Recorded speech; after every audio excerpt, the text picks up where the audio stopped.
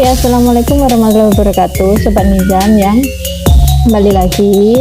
Kali ini kita melanjutkan, kemarin itu kan saya janji ya mau melanjutkan pernyataan atau konfirmasi lebih jelasnya mengenai situs Dewi Arimbi. Nah, sampai detik ini saya sudah menemui 3 orang yang berkenaan dengan cerita Dewi Arimbi, seperti itu ya. Kalau dunia akademisi itu bisa masuk sastra lisan. Kenapa? Ini adalah salah satu cerita atau legenda yang pernah ada, yang disebarkan dari mulut ke mulut, turun temurun, seperti itu. Nah, sebenarnya ini berawal dulu waktu saya ngajar, itu pernah kan ada lomba asal usul desa ya. Nah, saya itu mengambil salah satu desa Ngerimbi yang ada di Kecamatan Bareng. Nah, dari situ saya dengan murid saya SMA waktu itu melakukan sebuah penelusuran cerita. Salah satu kakek dari murid saya itu bercerita bahwa dusun atau desa Ngerimbi ini berasal dari cerita Dewi Arimbi yang waktu itu memang ada tokoh ya, ada 3 tokoh Dewi Arimbi, Arimbo dan Buto Ijo ya, siluman Buto. Karena pada waktu itu, saya singkat ya ceritanya, karena pada waktu itu si Buto ini menyukai Dewi Arimbi. Karena si Buto ini adalah jelmaan siluman, maka Buto ini dia merubah bentuk menjadi seorang pangeran. Ketika Arimbo ini mengetahui bahwa pangeran ini adalah siluman, peranglah mereka. Akhirnya kalahlah si Buto ini, yang terjadilah pemenggalan kepala ya. Karena untuk memusnahkan atau mematikan Buto ini harus dipenggal kepalanya. Maka mitos ini berlanjut ceritanya bahwa kepala ini dibuang di Sungai Selumbung. Nanti akan saya tunjukkan ya, Sungai Selumbung memang di sini mitosnya seperti itu. Ini sungai besar yang ada di desa Penggaron. Ini memang ada patung Buto Ijo, gitu ya. Ada patung Buto Ijo. Lalu badannya dibuang di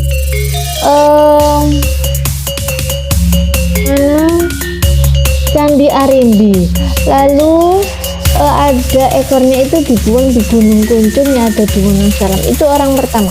Orang kedua yang saya temui adalah Mbah Ponijan ya, salah satu juru kunci di petilasan Dewi Arimbi ini yang ada di Dusun Kopen, Kecamatan Bareng.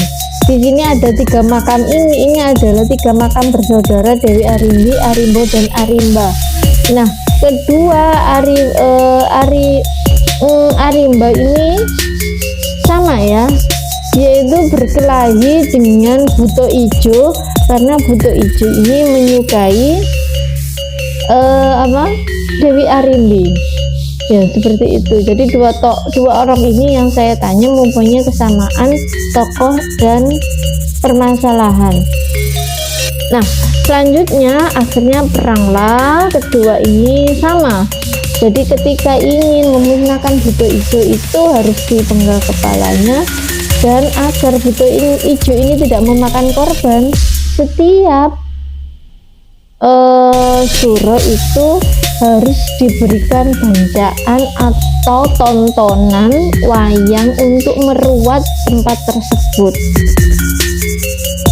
Sama di sungai itu, jadi kadang itu ketika waktu air pasang, air banjir, orang-orang itu tidak berani ke Sungai Selumbung ini. Kenapa? Karena takut Buto Ijo ini keluar dan mencari mangsa. Itu mitosnya. Nah, hubungannya dengan Candi Arimbi pasti ada keterkaitannya. Lalu saya menemui orang ketiga, yakni seorang dalang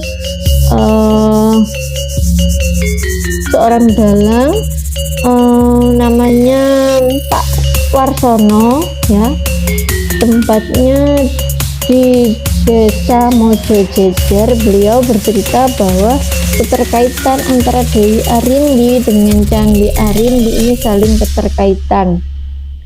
Nah, sama halnya dengan cerita-cerita sebelumnya, bahwa ada pertempuran yang memang di situ Buto Ijo kalah, lalu kepalanya dibuang di Sungai Gelombong ini. Nah, inilah namanya struktur dari sastra lisan itu. Kenapa? Ada kesamaan tokoh, ada kesamaan alur cerita, ada kesamaan permasalahan, seperti itu. Maka tugas akademisi seperti saya adalah menjadikan cerita ini menjadi objek penelitian gitu ya. Jadi khasanah dari cerita ini itu sangat besar sekali. Kenapa? Saya menemui 3 orang yang berbeda-beda dengan latar belakang yang berbeda, ini mempunyai kesamaan cerita yang sama, tokoh yang sama, permasalahan yang sama. Jadi sastra lisan ini akan saya sebarluaskan agar teman-teman mengetahui, agar teman-teman bisa memahami khasanah dari cerita tersebut gitu ya. Jadi selanjutnya akan saya tunjukkan tempat-tempat yang disebutkan oleh narasumber tadi, seperti itu. Ya, jadi sebelum masuk ke cerita, saya ingin menyampaikan apa sih sastra lisan, yakni kesusastraan yang mencakup ekspresi kesusastraan suatu kebudayaan yang disebarluaskan secara turun-temurun atau dari mulut ke mulut. Hutomo 1990 ya. Jadi setiap daerah ya biasanya memiliki sastra lisan yang dijaga gitu ya. Misalkan di dusun Muter itu ada salah satu sumber air yang selalu dijaga keasriannya oleh warga setempat. Jadi tidak boleh ngawur di situ, tidak boleh meludah, tidak boleh buang air besar, seperti itu. Jadi itu adat yang turun-temurun dipertahankan sampai hari ini sehingga air itu bersih dan bisa diminum. Beda lagi daerah lain, di sini tidak boleh keluar menjelang maghrib. Karena apa? Mitosnya di sini pernah ada anak hilang yang dicolong wewe gombel dan sebagainya. Namun pada kali ini saya menerangkan atau berkaitan dengan cerita Dewi Arimbi begitu ya. Nah, ini